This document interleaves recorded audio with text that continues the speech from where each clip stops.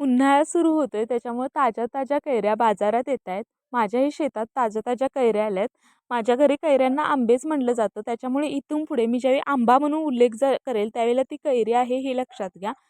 आंबा आज ताजे ताजे आंबे पाहिले आणि बालपणीची आठवण जागृत झाली.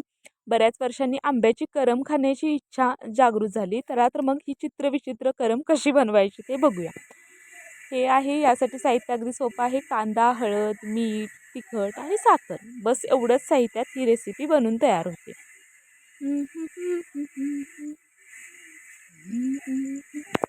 सुरुवातीला मी काय केलं की आंबा हे करायला घेतला, चिरायला घेतला.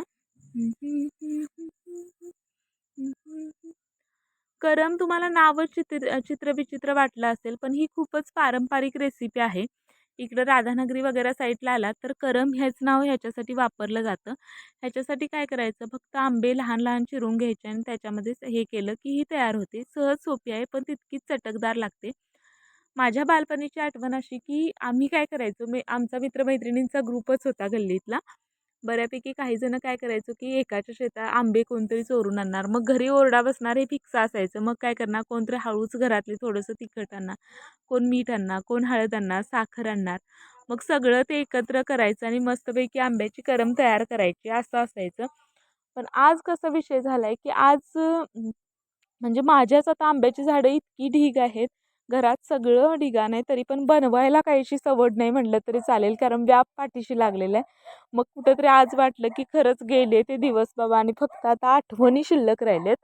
मग वाटलं की परत आज मला तो क्षण जगायला मिळतोय, तो केवळ तुमच्यामुळं, कारण तुम्हाला व्हिडिओ दाखवावा म्हणून मी खास आंब्याची करम आज बनवायला घेतली. आणि त्यानिमित्तानं माझ्या बालपणीच्या कितीतरी आठवणींना आज उजाळा मिळाला नकळत.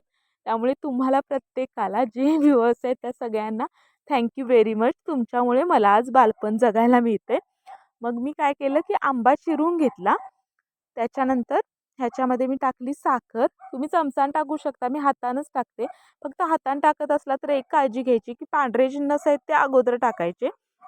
आता बघा मी मीठ टाकते, कारण जर तुम्ही अगोदर रंगीत संगीत जिन्नस टाकले तर मग कसं होतं, हळद टाकून घेतली की त्याच्यामध्ये तो रंग मिक्स होऊ शकतो पांढऱ्या रंगामध्ये, म्हणून मी हे केलं आणि हातानेच मस्तपैकी कालवून घेतलं.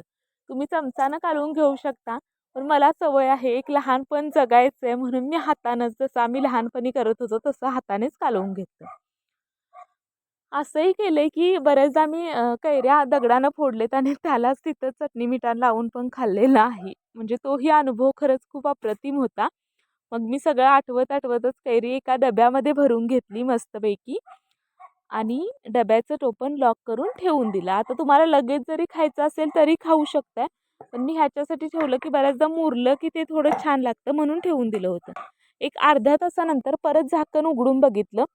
मग बघितलं तर पूर्णपैकी खाऊन बघितलं तर पूर्णपणे आतमध्ये ते बाकीच्या सगळ्या पदार्थांची चव गेली होती. अशी आंबट, गोड, तिखट असं कॉम्बिनेशन म्हणजे ही करम तयार होती. चला तर मग तुम्हाला कशी वाटली रेसिपी जरूर कळवा आणि सबस्क्राईब करायला विसरू नका. थँक्यू.